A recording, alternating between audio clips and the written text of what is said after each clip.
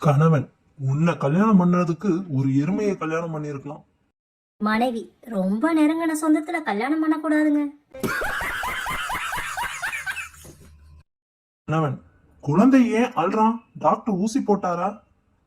மனைவி: இல்ல, அவர்தான் சரியான குழந்தை டாக்டர் ஆச்சே. இவன் சாப்பிட்டுட்டு இருந்த பிஸ்கட்டை அவர் புடுங்கி சாப்பிட்டாரு, அதான்.